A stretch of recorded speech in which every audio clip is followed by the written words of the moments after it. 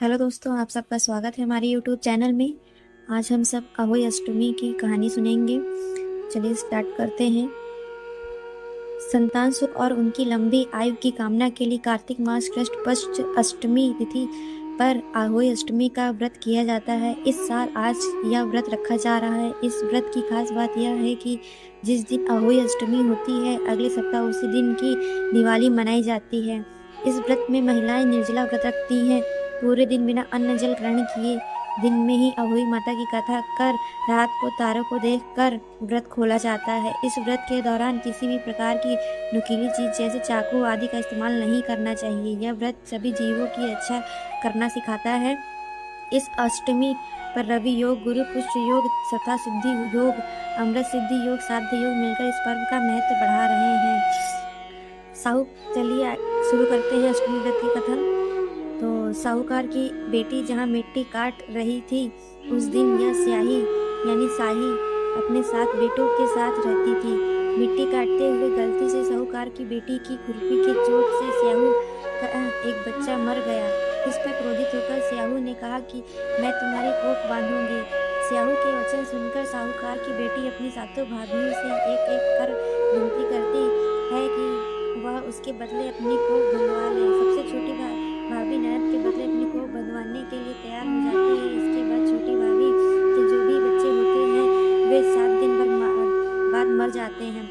7 पुत्रों की इस मृत्यु होने के बाद उसने पंडित को बुलवाकर इसका कारण पूछा।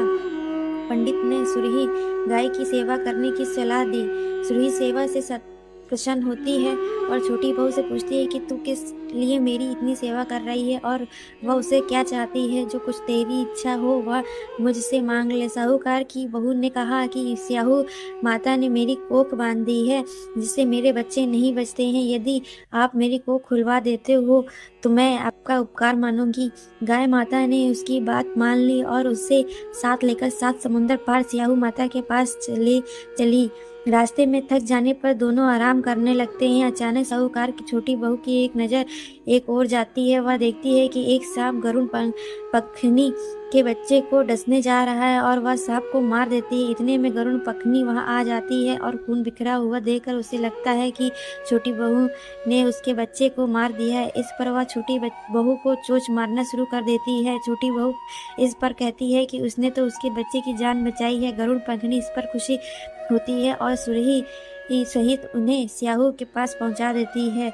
वह छोटी बहू स्याहू की भी सेवा करती है। स्याहू छोटी बहू की सेवा प्रसन्न से होकर उसे 7 पुत्र और 7 बहू होने का आशीर्वाद देती है। स्याहू छोटी बहू को 7 पुत्र और 7 पुत्र वधुओं का आशीर्वाद देती है और कहती है कि घर जाने पर तू अहोई माता का उद्यापन करना। 7 अहोई बनाकर 7 कहाड़ी देना। उसने घर लौटकर देखा तो उसके 7 बेटे और 7 बहुएं बेटी मिलती हैं तो वह खुशी के मारे भाव विभोर हो गई। उसने 7 अहोई बनाकर 7 कहाड़ी देकर उद्यापन किया। अहोई का अर्थ एक यह भी होता है कि अनहोनी को होनी बनाना, जैसे साहूकार की बेटी छोटी बहू ने कर दिखाया। जिस तरह अहोई माता ने उस साहूकार की बहू की कोख को खोल दिया, उसी प्रकार इस व्रत को करने वाली सभी नारियों की अभिलाषा पूर्ण करे भगवान करे।